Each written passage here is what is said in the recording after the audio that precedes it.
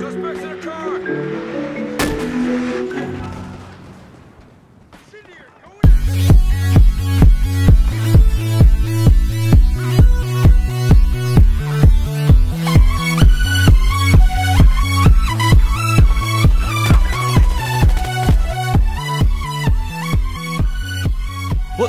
What is this game?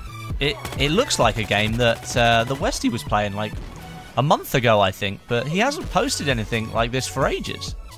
Oh yeah, I remember, it's Battlefield Hardline. Yes, ladies and gentlemen, I've decided it was time to bring Hardline back to the channel, and I know there's plenty of you out there who don't like Battlefield Hardline and would rather watch Battlefield 4, and to you guys, I ask you to turn your attention to the last month's worth of content on my channel, which has been almost entirely Battlefield 4 focused, but I do want there to be something for everybody on this channel, and there are plenty of people out there who do like Battlefield Hardline and would probably be quite happy to watch a video about it. So without further ado, let's get on and talk about Battlefield Hardline's first DLC, Criminal Activity. So in a recent podcast with Don't Revive Me Bro, Zach Mumbach, one of the multiplayer designers for Battlefield Hardline, and one of the nicest guys out there, I must say, revealed a few snippets of information about what we can expect from Criminal Activity.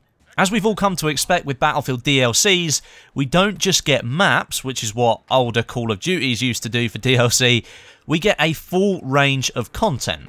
And first up, Zach confirmed 4 new maps, which we all knew were coming, but what we didn't know is 2 of them will be night maps, and they won't be remakes of current maps that are in the game, just with the light switched off. No, they will be 2 brand new maps designed for the DLC specifically.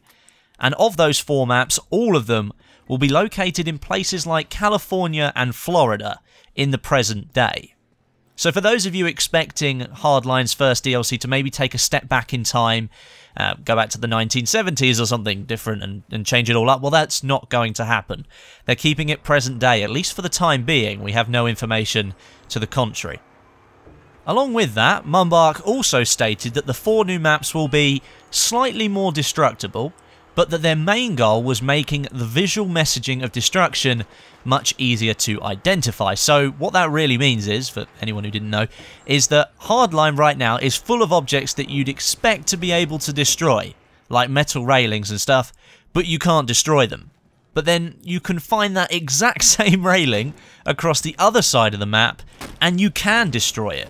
What the devs have basically decided to do is make it much easier for somebody to realise whether they can smash through that wooden fence or not, and try to make that continuous across the whole map, so you don't come into these situations where you're frustrated because you can't blow something up that clearly looks like you should be able to blow it up.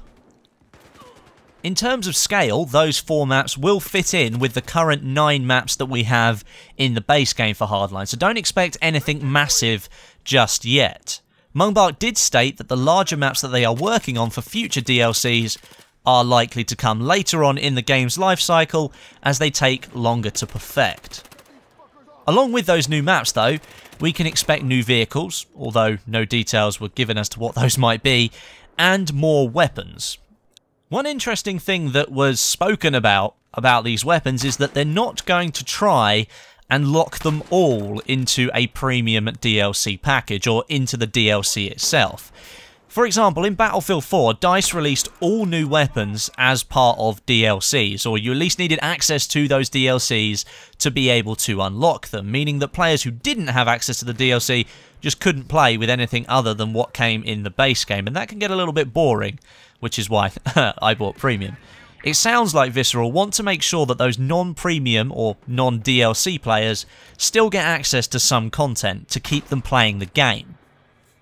In the podcast, Mumbach seemed to reference that new weapons were coming to the game overall, and what he seemed to say was that one of those weapons will be kept for everybody in the game, not just premium owners. So if we go on the normal scale of how Battlefield DLCs work, let's say we were going to get 5 weapons as part of the DLC, well 4 of them will be premium only, and 1 of them will be available to everybody.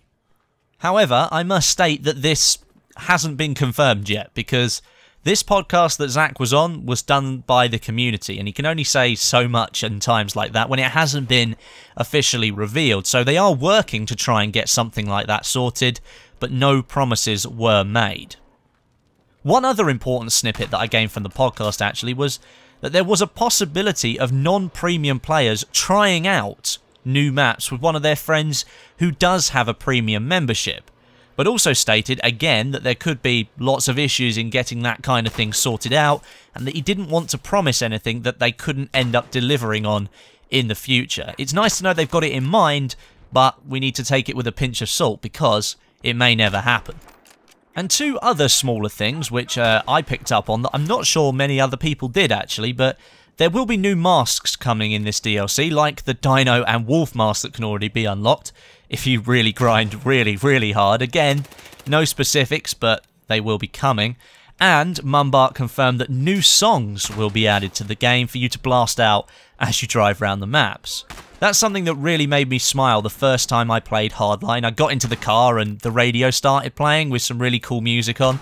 It really reminded me of Battlefield Bad Company 2 Vietnam and the loudspeaker that they had on the helis and the tanks there.